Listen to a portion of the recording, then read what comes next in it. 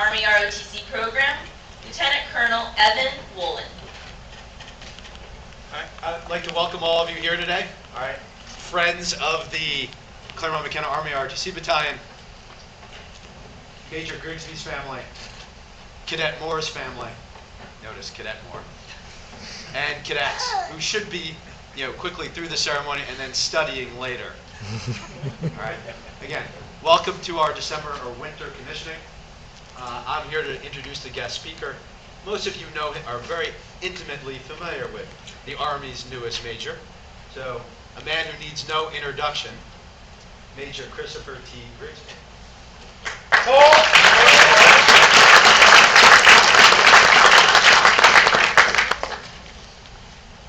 So Cadet Moore called me last night and asked me to have a real long speech today, because that's the way he likes to roll.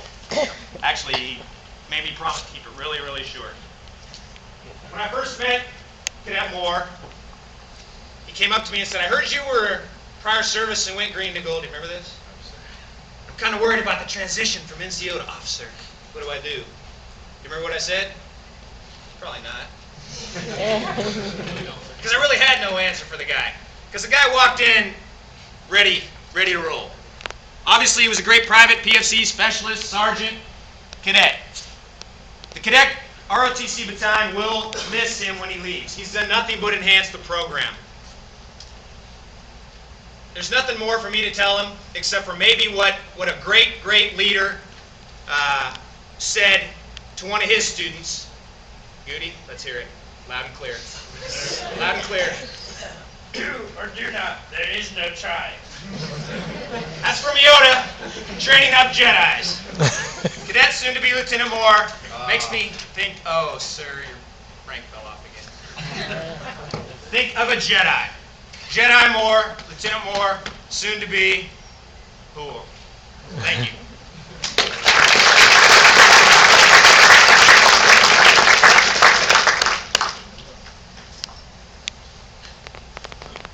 Cadets, upon being commissioned, take an oath to defend with their lives when necessary the Constitution of the United States of America. This document was created more than 2 centuries ago after our nation's valiant struggle for independence. It is the keystone of our way of life and of the world's most wondrous democracy. Our nation derives its strength from the consent of the governed. The basic tenets of our Constitution are that all people have certain natural, inalienable rights. We are born equal and must be treated equal before the law. These are powerful words which have meaning only as long as we Americans are willing to defend our value system as embodied in our Constitution. At this time, Lieutenant Colonel Woolen will administer the oath of office to Cadet Moore.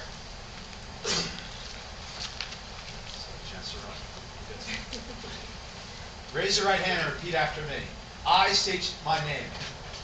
I, Mark Tyrone Moore II, Having been appointed having been appointed an officer an officer in the Army of the United States an officer in the Army of the United States in the grade in the grade of Second Lieutenant, of Second Lieutenant, do solemnly swear do solemnly swear that I will support and defend that I will support and defend the Constitution of the United States the Constitution of the United States against all enemies, against all enemies, foreign and domestic, foreign and domestic, and that I will bear that I will bear true faith true faith and allegiance to the same, and allegiance to the same, that I take this obligation that I take this obligation freely, freely, without mental reservation without mental reservation or purpose of evasion, or purpose of evasion, and I will well and I will well and faithfully and faithfully discharge discharge the duties the duties of the office of the office upon which upon which I'm about to enter. I'm about to enter. So help me God. So help me God.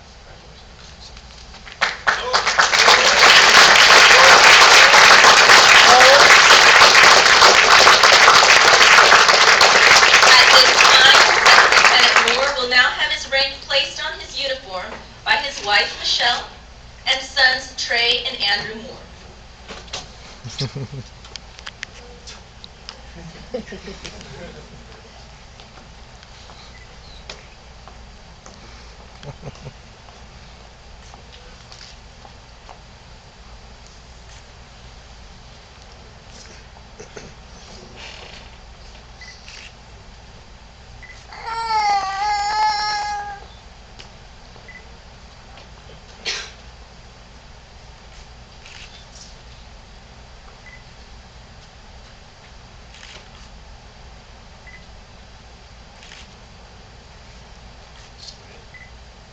Ladies and gentlemen, it's my honor to introduce you to Second Lieutenant Moore.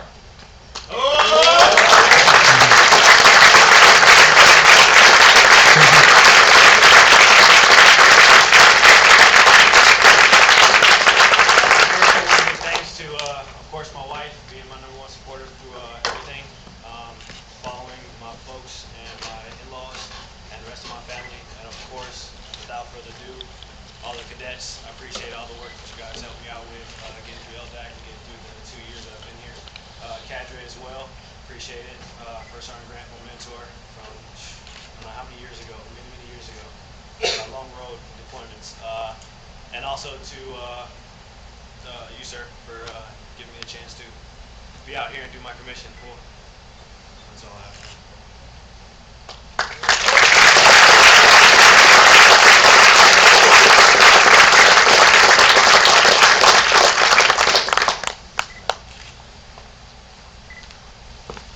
It is an honored tradition that a newly commissioned second lieutenant proudly hands a shiny silver dollar to the first enlisted soldier who salutes him.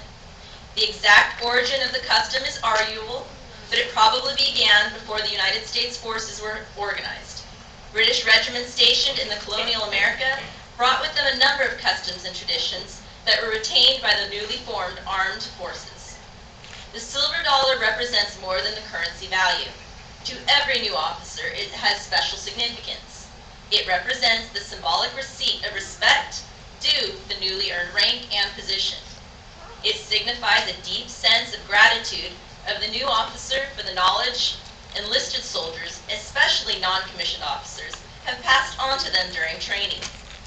Its acknowledgement from one professional soldier to another says, "Welcome to our service and to the profession of arms." The coin is an expression of respect shared together, as are all tasks and missions that are given together for the officer and soldier to perform. The values and ethics that are passed on to the newly commissioned officer are there to be shared and remembered, and to be passed on again when the time comes. Whatever the origin of the silver dollar salute, it is part of all soldiers' love of duty and their respect for each other. It strengthens their commitment and responsibility to serve their country. At this time, First Sergeant Grant will give the first salute to Second Lieutenant Moore.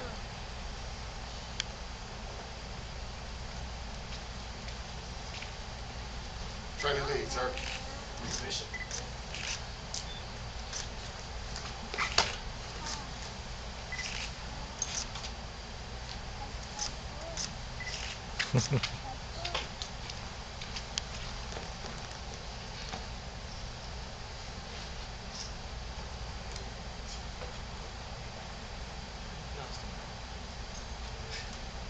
You may address your audience. I said what I had to say already. Being myself, I'll do one more little quick speech. I mean, it's been a long road. Please take Yes, I'll take it. It's been a long road. Trying to commission. I appreciate the help, especially of some of the MS4s here at CMC. You guys can't go unnoticed. Really, Tori, big help. Adams and Woods and Lehman, appreciate it so much. T-Bow, MS3s, real quick. Just make sure you stay focused throughout your MS3 year. When you get to LDAC, it's all about networking and experience. Enjoy it, have fun. Don't be a Blue Falcon, or you know the rest. So don't be a Blue Falcon. Take care of your the peers that you have in your platoon, and enjoy it. And hopefully you make this career like I did, or I am. All right. So that's all I have. There is an ancient blessing that has been invoked for thousands of years to ask for the blessings of the Lord on his people. We share this blessing with Second Lieutenant Moore now. May the Lord bless you and protect you. May the Lord smile on you and be gracious to you. May the Lord show you his favor and give you his peace. Amen. On behalf of the United States Army, the Claremont McKinna Department of Military Science, and the family of Second Lieutenant Moore, we'd like to thank you for your attendance. This concludes the formal ceremony. There are refreshments located in the lobby. And Second Lieutenant Moore will be remaining on stage for personal congratulations and photo opportunities. Thank you.